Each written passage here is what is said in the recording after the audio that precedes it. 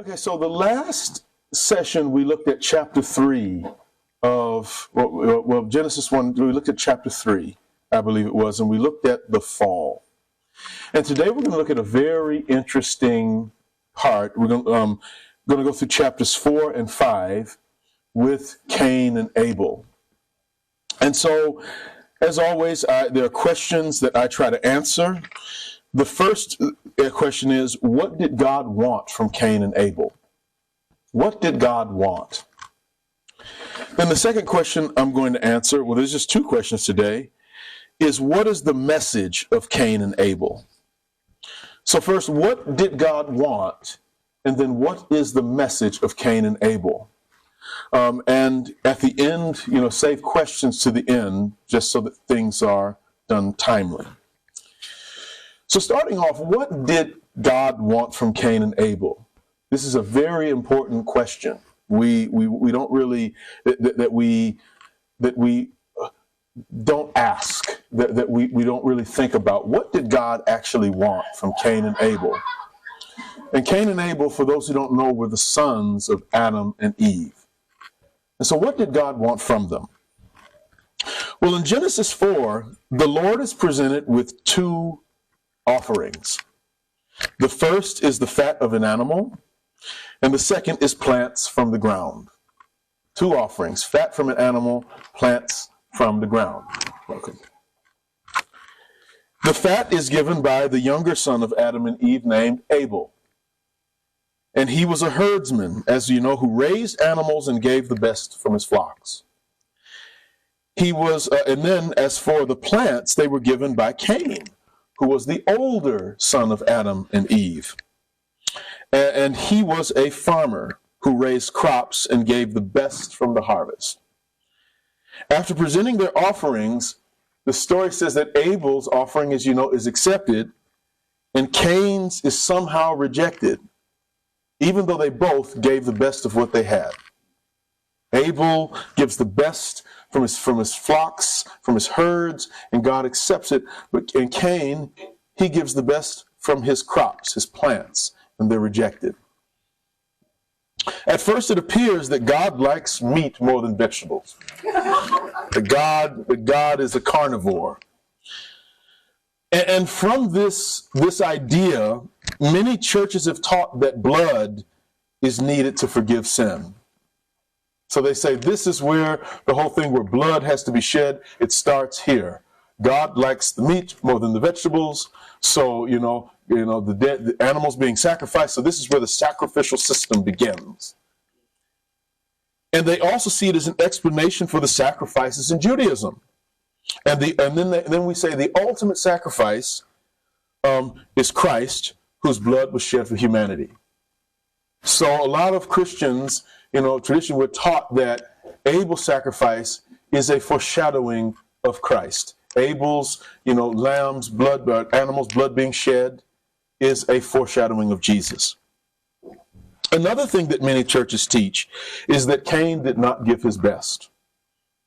You hear this in some Sunday schools, that he gave unfresh fruit and vegetables as an offering. And we say, and this is why God rejected it. Cain gave bad produce and God got mad. So, God, it's not that God's not a vegetarian. God just loves fresh, organic, fair trade produce. Yeah. Though these ideas make sense, they are not within the story. So therefore, we have to put aside these concepts to better understand Cain and Abel. See, what I'm doing is, just so you know, I'm not going with one tradition or the other, not even Presbyterian. I'm just going with what's in the text. So we have to put aside these ideas to understand what's happening. Firstly, this is interesting, God does not ask Cain and Abel for an offering. God doesn't ask for it. Nor in the text does he say, you must bring me this. There's no indication he doesn't ask. This is also the first time that humanity offers anything to God. So Cain and Abel present their gifts freely and on their own. Somehow they get this idea. God has not commanded it. You see it nowhere in the text, but somehow it's within them they feel that they need to give the best of what they have to God. So it's all their idea to make an offering.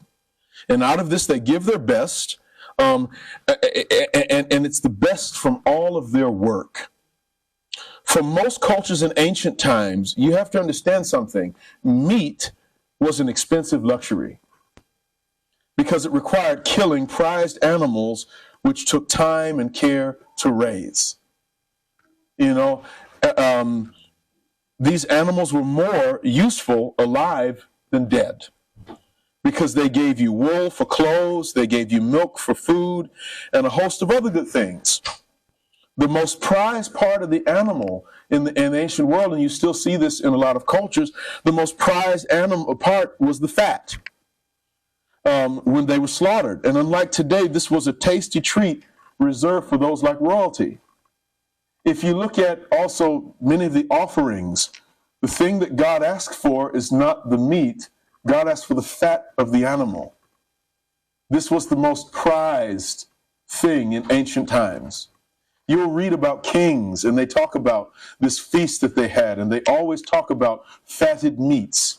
Or you look at the parable of Jesus, the prodigal son. He slaughtered the fatted calf. Fat was a very prized thing. And so this is why it's offered. It's the luxury. So when Abel gives God fat, he has killed one of his best animals. You would fatten a specific animal up, and this was your best animal. So he's killed his best animal. He's killed the Rolls Royce of his herd. And this would have been like taking thousands of euros from your savings account and just burning it up. This sacrifice was costly or a waste of time and resources. So when an ancient person is reading this story, they're saying, this is stupid. What are you doing? God didn't ask you for anything, but you get this crazy idea. I'm going to take my most prized animal, even though God didn't ask for it. I'm going to take the fattened animal and I'm going to offer it.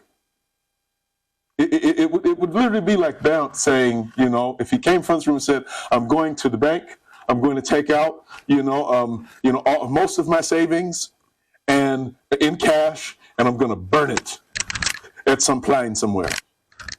We'd be like, this is crazy. And this is how the ancients would feel when they read this story.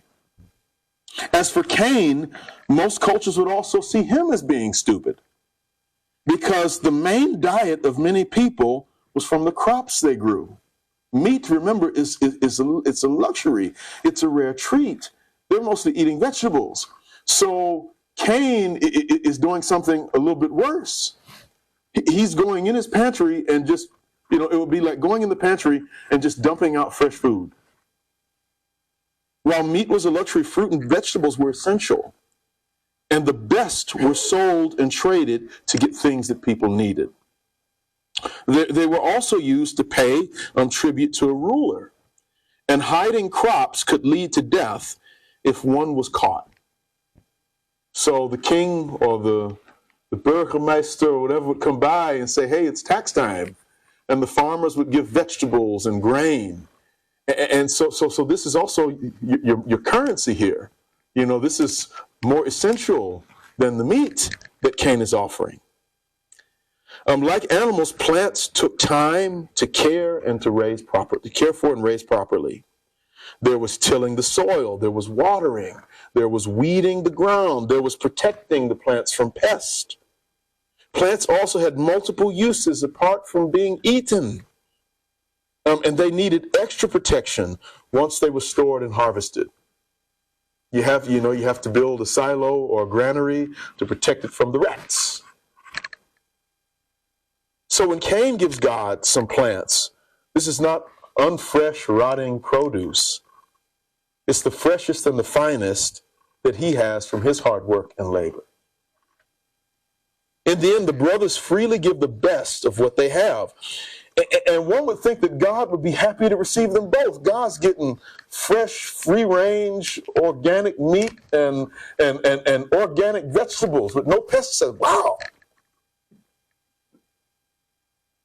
One would think that God be happy, and like a parent whose children are suddenly surprise them with a gift, these offerings were almost like a surprise to God. God doesn't ask for it, but they give it. So God's like, wow, thank you. But notice this, that even though humanity has left Eden, this is the unique part, the Creator has not left them. We have this idea that, we got away from God and God stays in the Garden of Eden and humanity's on the outside. But notice, they're talking directly to God. Directly communicating with the Creator. The text does not mention priests or prophets that speak for God. It doesn't mention pastors. We come much later. The text doesn't mention practices or methods to pray. There seems to be this open communication and access to the presence of God. God is still walking with humanity. We're just not in the garden. And Cain and Abel bring offerings without fear. There's no indication of fear, so it's freely and without fear. God is still with humanity in a very personal way. There's no Judaism and there's no religious system that we find within the story. Moses has not come yet, so there's no Judaism yet. There might have been some rules, but Genesis does not show them. And worship is this free exercise with people making conscious decisions. This is the ultimate dream, I say, for the non-religious and the spiritual person. But even with this personal connection, God still rejects one of the offerings. Despite giving God the best that he's grown, Cain's gift does not get favor from God. And in response, and Cain gets angry at this. God rejects his gift. He doesn't get the favor. The younger brother does. Also, in ancient cultures, birth order is very important. He's the oldest son, so he should get the blessing. He should get the favor.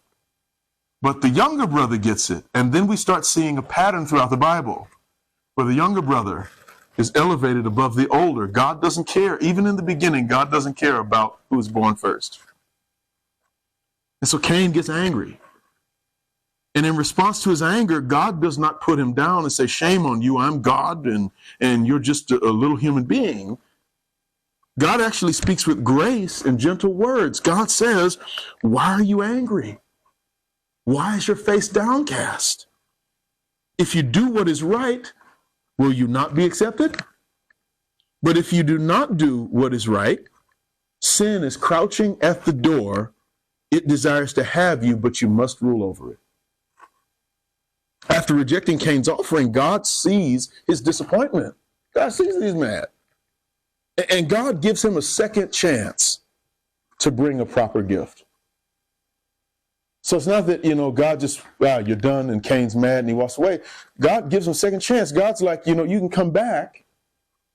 And God doesn't say, we often say, well, if he just brought meat to, like his brother, but God doesn't care about meat or vegetables here. God's like, do what is right and you'll be accepted. And God tells him, God also offers protection for him. God's trying to protect him here. He gives him a warning. He tells him to avoid the dangers of sin that waits to harm him. The language of sin here is like some giant cat ready to pounce. Sin is at the door, waiting to pounce on you and take you down. And as we learned last week, sin came through the fall of Adam and Eve, who abused and misused the creation and themselves. In short, God is trying to protect Cain from his parents' actions. And he's saying, he says, think about what you're doing. He says, don't let what your parents unleashed take over you. But sadly, Cain rejects the warning he receives from God. And his anger, it transforms. It transforms to jealousy. And then it transforms to hatred. And then it transforms to murder. He kills his brother. And then he hides his body. All because the offering that he freely gave was rejected. And in the New Testament, we learn why it was rejected. We learn why in the New Testament. In the book of Hebrews, it says this. It says, by faith, Abel brought God a better offering than Cain did. By faith, he was commended as righteous when God spoke well of his offerings. So it's faith. And faith is this. This is the difference. Abel brings his offering with faith and Cain does not. And faith is more than a belief in God or for positive things to happen. Faith is, as we talked about earlier, it's trusting the Lord and taking him at his word. As we learn, Genesis calls us to trust when God says that he made all things good. He says the world is made good, and Adam and Eve's mistake is they didn't trust that it was made good. They said, no, but there has to be something better. And God's like, no, it's good the way that it is, the way I created it. Our mistake is, from the very beginning, this lack of faith, this lack of trust in God and his word. And when Abel approaches God, he has this trust. When Cain approaches God, he doesn't.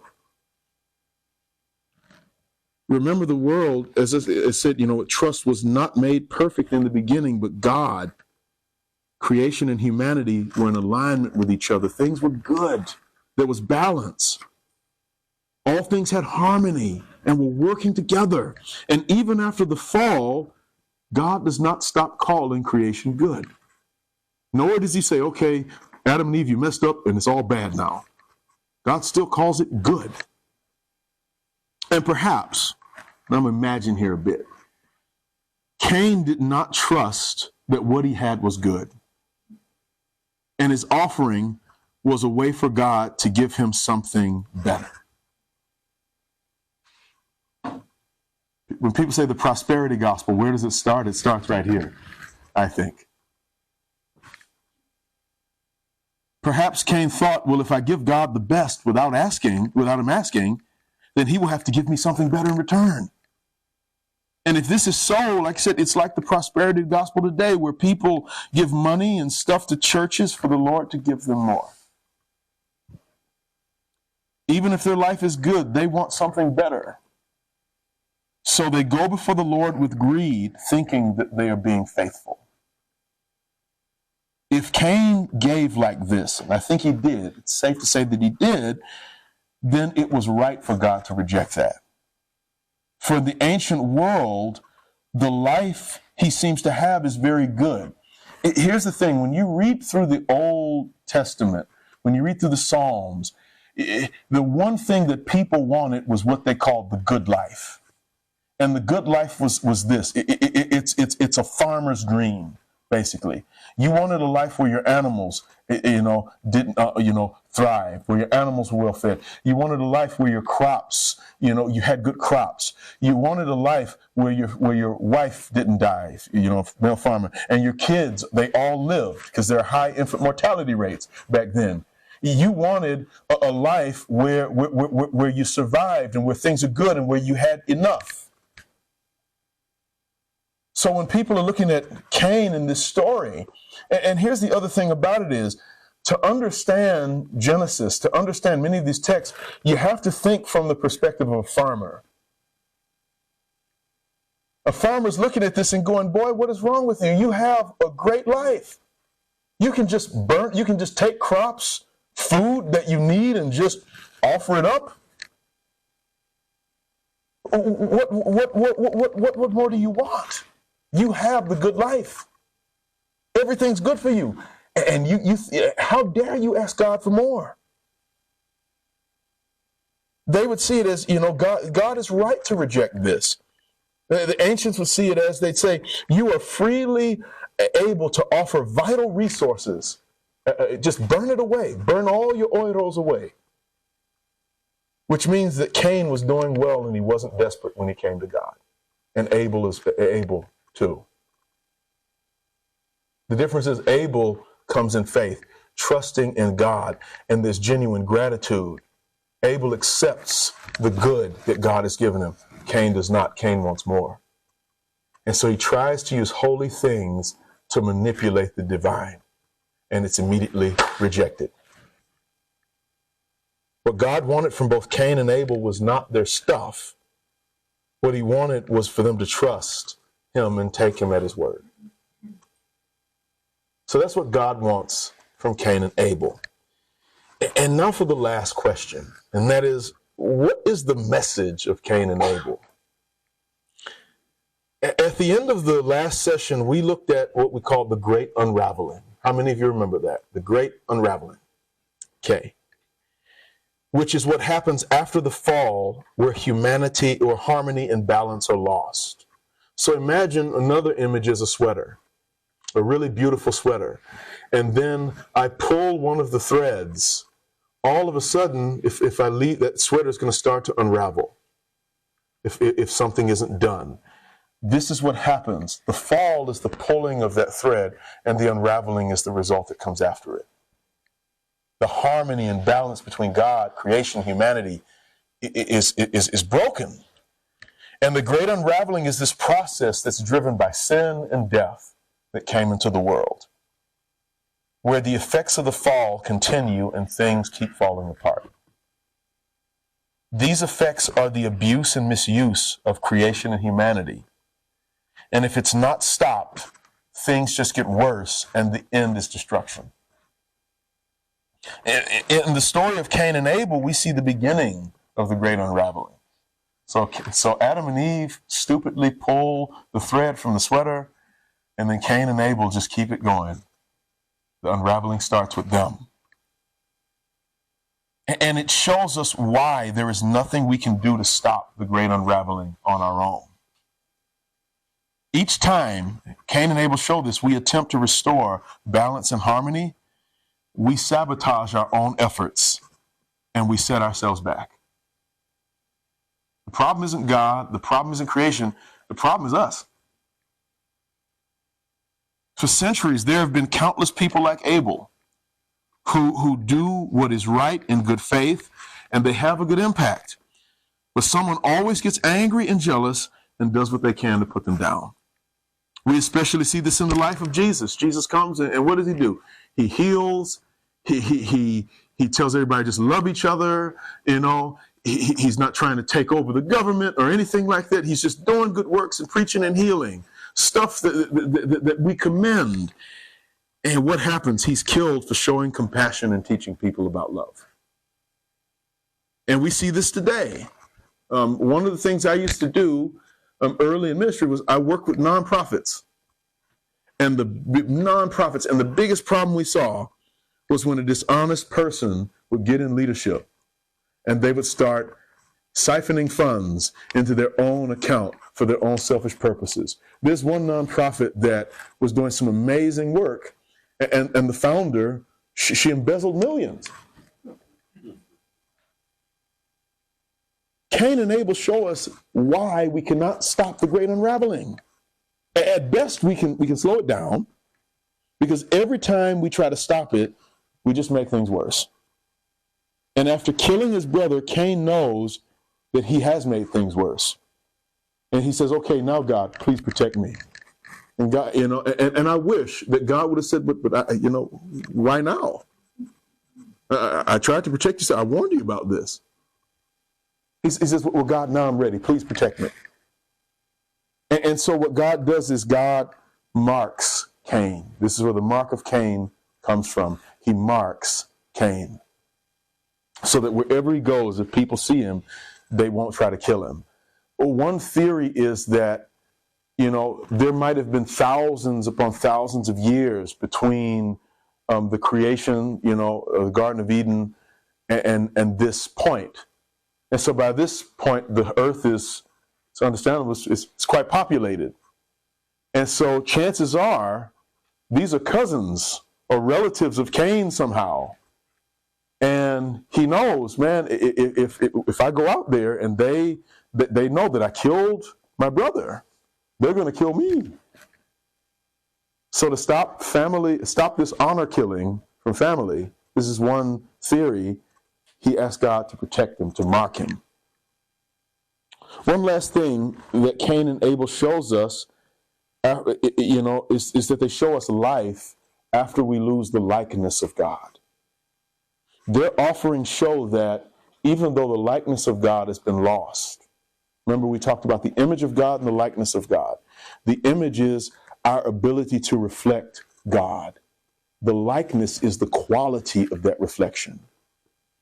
Even when the quality is gone, we still have the image, even though the likeness is damaged or impaired. Nevertheless, and I'll keep coming back to this point, God does not stop calling things good. He shows grace to Cain. He gives him what he does not deserve. You know, I mean, if I was in God's position, I'd be like, go on out there. Let him, I tried helping you. Bye-bye. God marks Cain, and that mark is a mark of grace. He gives him what he does not deserve. He marks the older brother so that people do not harm him. Even after sin takes over Cain, God takes care of Cain. Even after sin takes over, God still takes care of him. So that is the end of the lesson. Are there any questions, comments?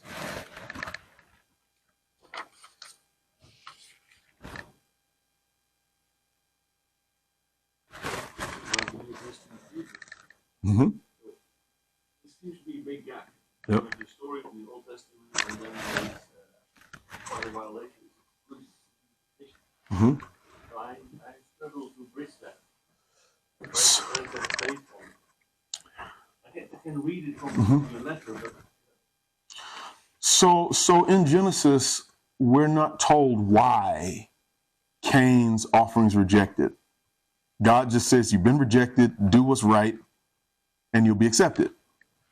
And so then centuries later in Hebrews, in the book of Hebrews, it's called Hebrews because it was written to Jewish Christians living throughout the Roman Empire.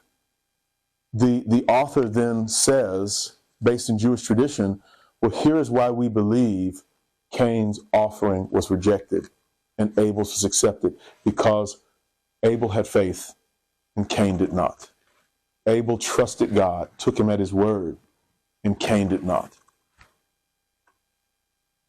So you're saying in Jewish tradition, that was well understood? Yeah, that was well understood. Yep. Just to add on that, I mean, when Hebrews focuses on the faith of Cain and Abel,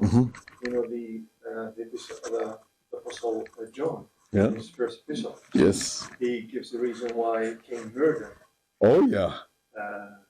Abel. That's another one, yeah. He said, so we have Hebrews focus on the faith, while John focuses on the works. Yep. So the works of Cain were evil, Oh, yeah. while the work of Abel were righteous. Yep. This is good. Combine both. Exactly. Thank you for bringing that up. This idea of, the reason why with things like the prosperity gospel, I'm so adamant against it is because to me it's evil. It's the work of Cain, just in a different form. The idea that I can manipulate God with holy things for my own selfish purposes so that I can get richer, even though my life might be good. Thank you. Anyone else? Maybe more of a comment, I appreciate how you brought it, is that God was there with them. Yeah. How much love God had for us. I would say, hey, watch out. Sin is on the door. Oh. Be careful what you're thinking in your mind. Be Yep. careful, because you can make a big mistake now. Yeah. How much do we need that in our lives? Yeah. That audible voice or a friend or somebody to confront and that's why I think it's really important to be accountable. Yeah.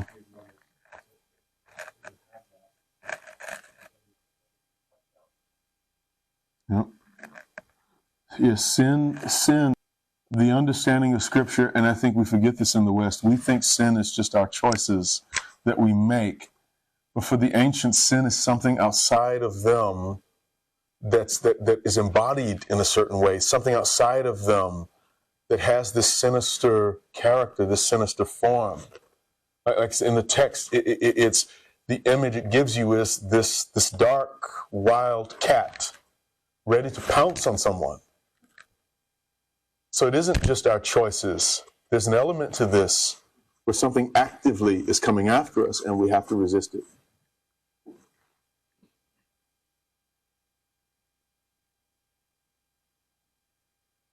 Anyone else? You mentioned the element of the younger and the older. Yep. Right, and that comes back in the story of Esau and his brother Jacob and Joseph and so forth. Can you say something more about that as a theme? As a theme, so in the ancient world, and in most cultures, even in mine, it still exists today where the older brother, the older child gets everything. Even if the older child is a fool, everything goes to them. And what's radical about this is that God goes against that order and picks the person not based on the order of birth, but actually based on where their heart is. And I mean, with Jacob, that story, I can't stand Jacob. It's my least favorite Bible character. That's the person I'll strangle in heaven. Sorry. Just kidding. No, Jacob. No, but with Jacob, the thing is, though, is that if Jacob is this bad and God chooses him, and then it just shows you how bad Esau actually must be and how incompetent Esau actually must be. Jacob, both brothers are terrible, but Jacob has the right heart. Even with King David, all the older brothers go ahead of him, and he's this shrimpy little thing, and God with a slingshot, and God picks him. God has this way of seeing the heart, and Samuel. God says to Samuel goes, surely this must be the one, this big guy here. And he says, you see what man sees the outer appearance, but I see the heart. And quite often in these stories, even though the younger brothers messed up, the younger brother's heart is right. And so it completely goes against the social order.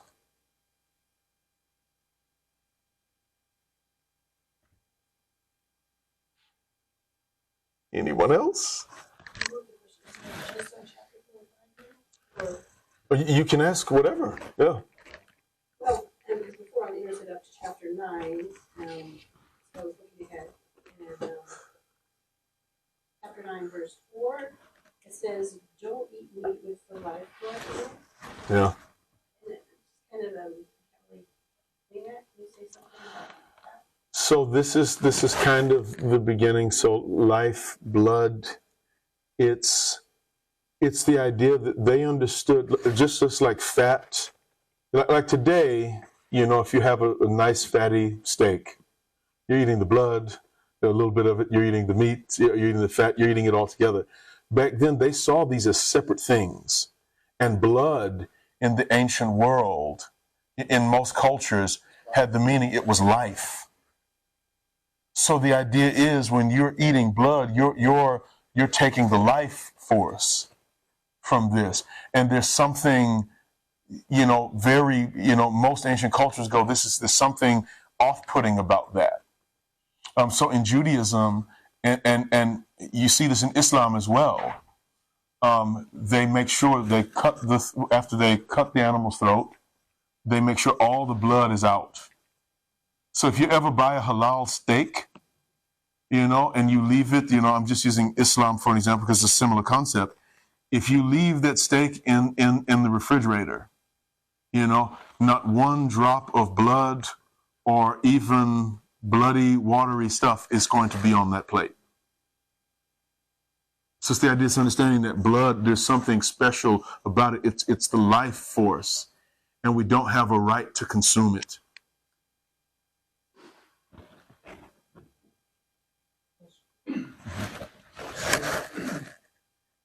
Tribes in Africa are Yeah. Yeah. Yeah, there's some cultures, yeah. I've stayed with them outside, actually. And they take a little bit of the cow's blood and they mix it with milk, every morning. And it's the idea that when you are consuming the blood, you're taking the strength from it, the life force from it. So there's... Is that then descriptive or prescriptive? Well,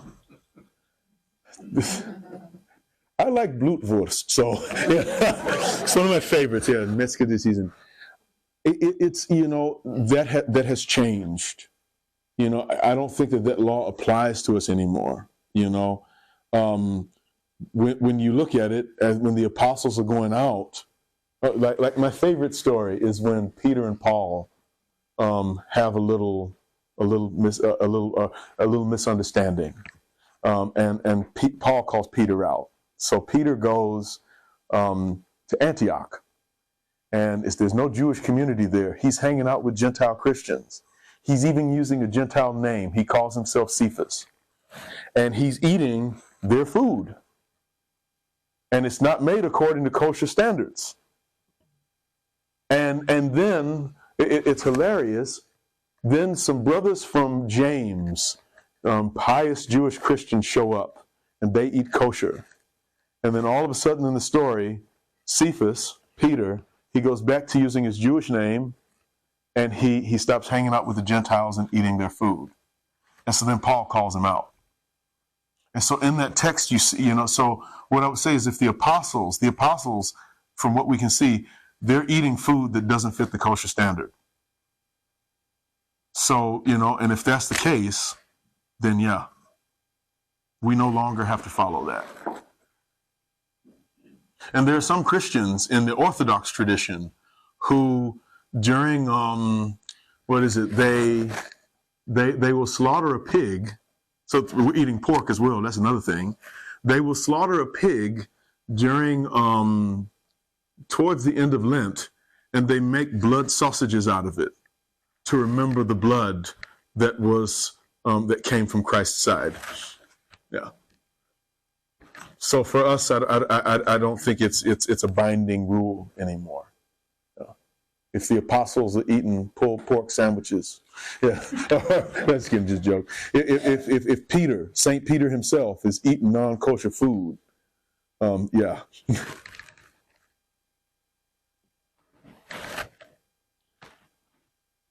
Anyone else? Any other questions from the other lessons, the other talks? Thank you very much. Okay. Thank you. We're done.